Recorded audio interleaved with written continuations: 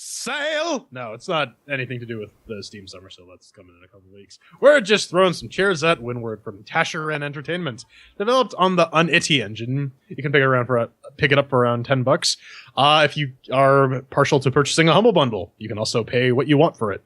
But what is it? It's an action-filled multiplayer sandbox game that puts you in control of a ship sailing the high seas of a large procedurally generated world. So let's kick off the CHAIRQUISITION. 1 chair means that it's garbage. 2 chairs means that it's meh.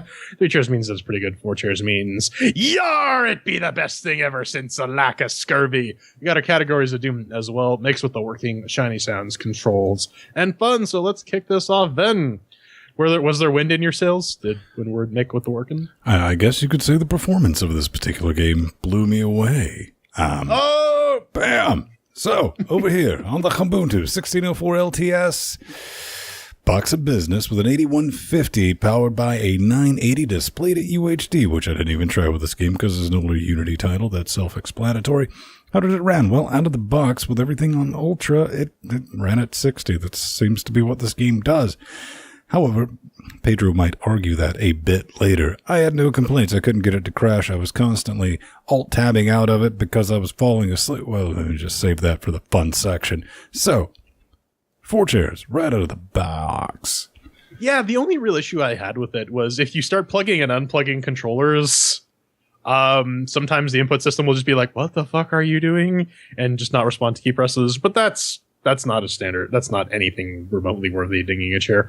On Fedora 24 64-bit with the i7-6700K and the GTX 980. I didn't run it at UHD this time because I had it in recording mode and never bothered to switch it out of it. When I was testing it on the non-stream, everything worked great, so I'll give it 4 chairs. Oh yeah, I did find a reason to ding it a chair. In fact, I found it the moment I started getting into big multiplayer matches. Because behold, my FX8370 has why you gotta gender it, 8 Pedro? cores on it. And the moment you get into a multiplayer match and there are like 10 people on screen just shooting everywhere and explosions everywhere, it caps out 1 core at 100%. And of course, the performance suffers for it.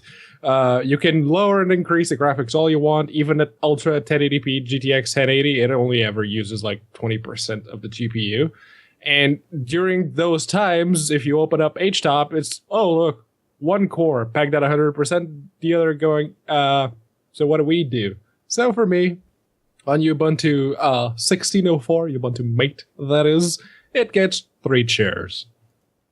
All right, well, that is 3 chairs for mix with the working. How did it shine and sound, Ven? Did it sound like a lovely sea shanty, or did it sound like a lovely sea shanty sung by a drunk Irishman? Well, considering that this was basically made by one guy, it doesn't really look all that bad, but I mean, it definitely looks like a Unity title from 2015 that hasn't been updated since 2015.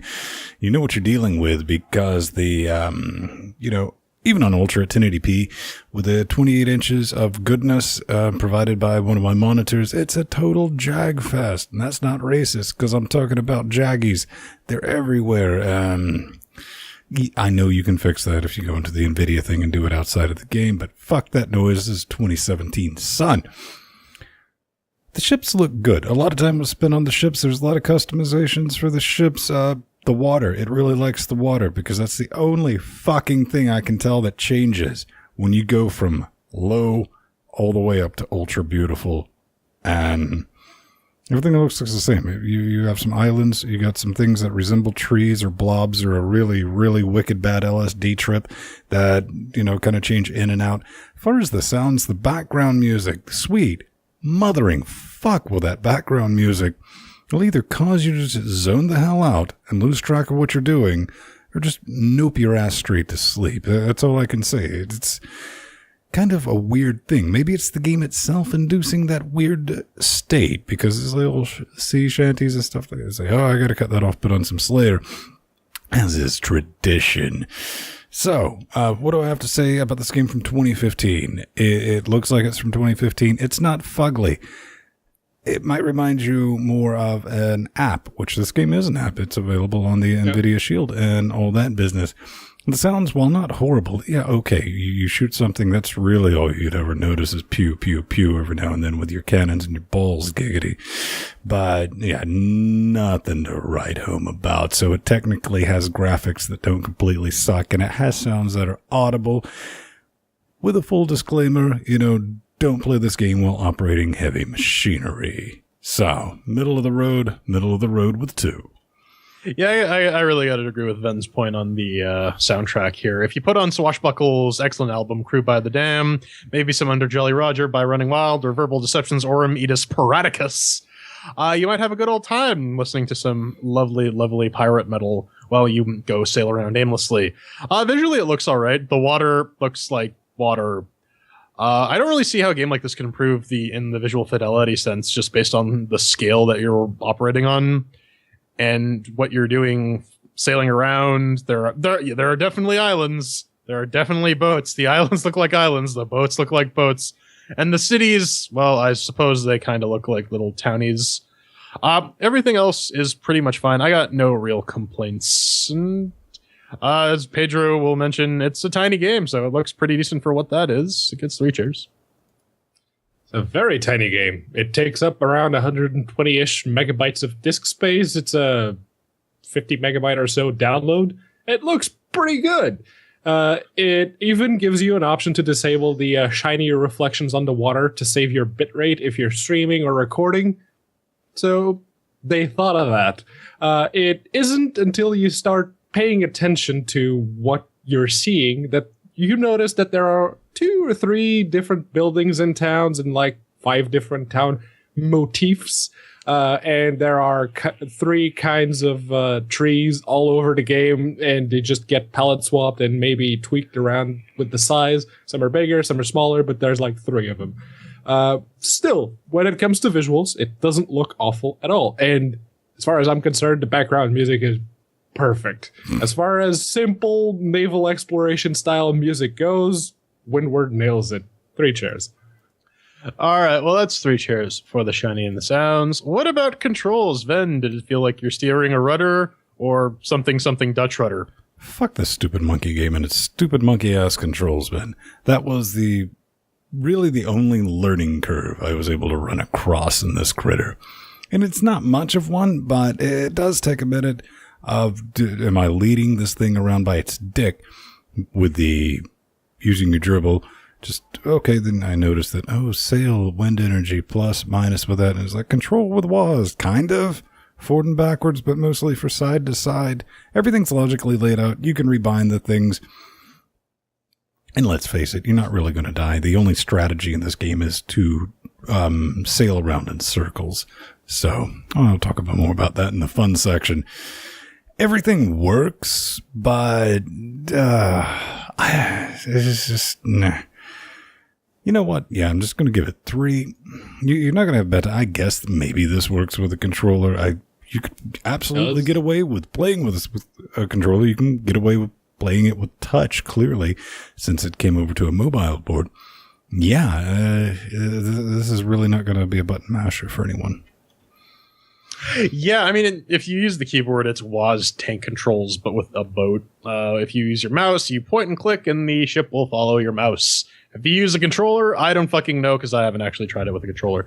The movement itself is really slow, which, makes sense given the fact that you're sailing a ship, but still, I'll get into that a little bit more in the fun segment. I don't really like the I'll dig in a chair just because I don't really like the placement of like the special keys. V is a really bad place to put a special attack. Yeah. Should have been like 1, 2, 3, 4, just like what other games do.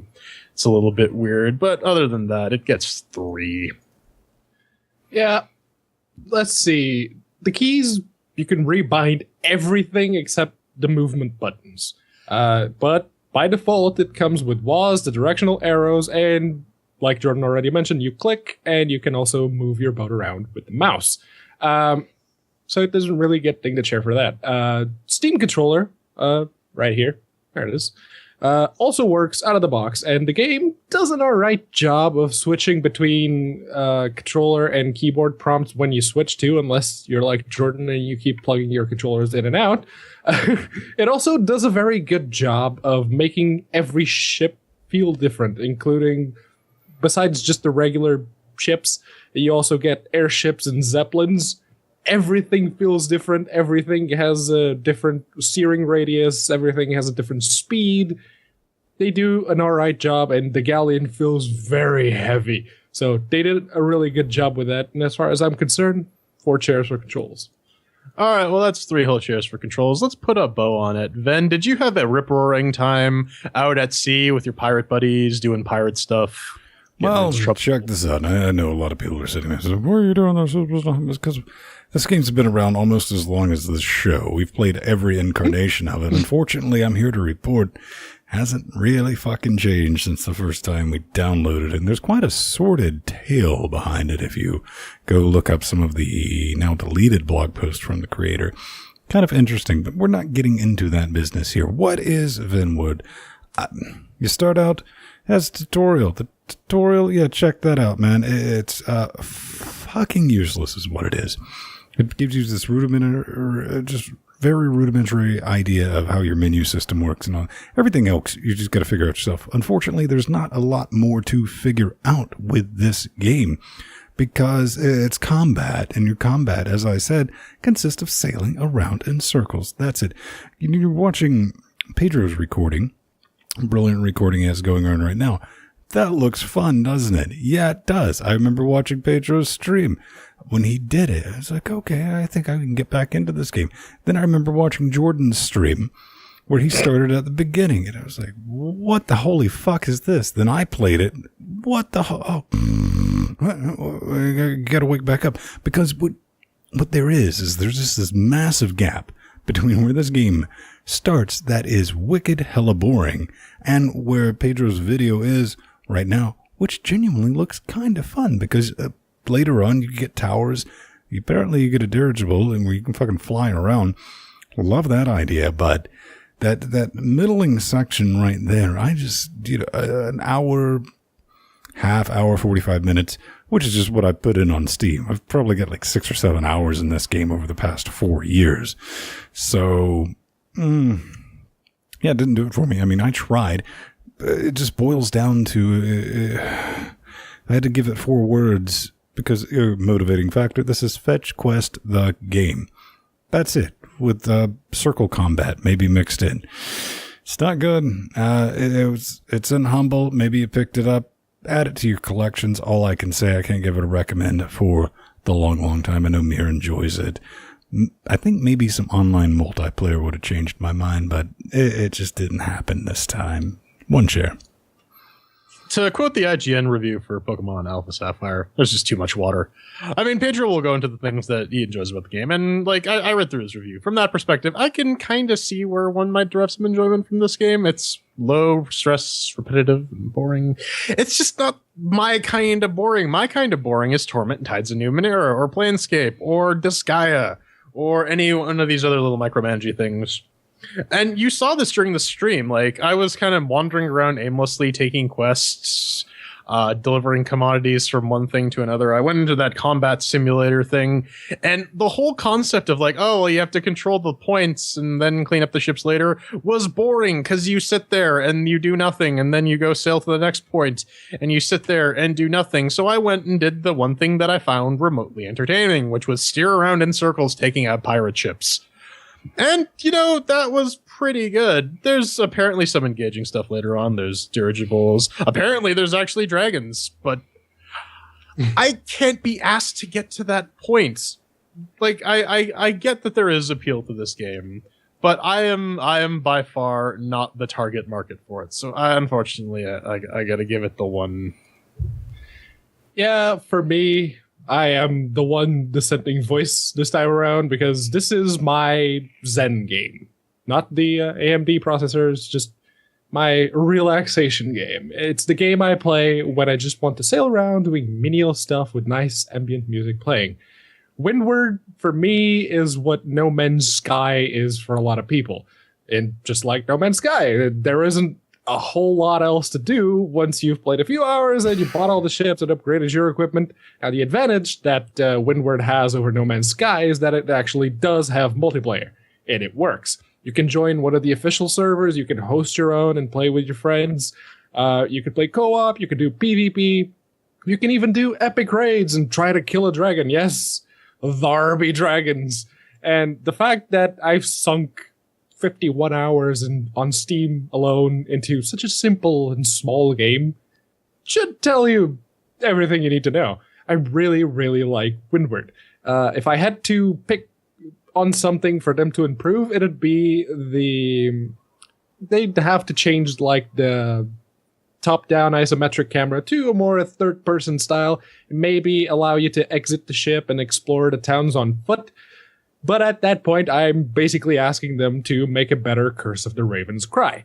So, for me, it gets 3 chairs for the fun. It could be better, but it's not terrible by any means. And thanks to the magic of rounding errors, that rounds down to a 1 chair for fun, and we tally this up to make it a 2-chair game. Surprise, surprise, it's a Strider. Final thoughts, ladies and gentlemen. If you have it, you have it. I see Mir is pretty much, okay, it's kind of like Mountain Blade. I didn't really like that either. Yeah. Now, I did not like Mountain Blade, but I like Windward a lot. And if you don't enjoy games where you just meander about not doing much of anything, this is going to be one of those limited appeal games to you. If you like to play video games for the story, the narrative, well, don't bother because there is no narrative here outside of the one you create for yourself. Windward is a game for simple, boring people like me. I said it during the stream. I think this game would work really, really well if it was like Star Trek themed and you're just running around like taking out Klingons and stuff. I think maybe I'd be a little more forgiving. Plus, like the multiplayer would have a fun little aspect. You could have like Klingons versus the Borg and whatnot. As it currently stands, I actually kind of wanted to like this game, but it's just not my kind of boring.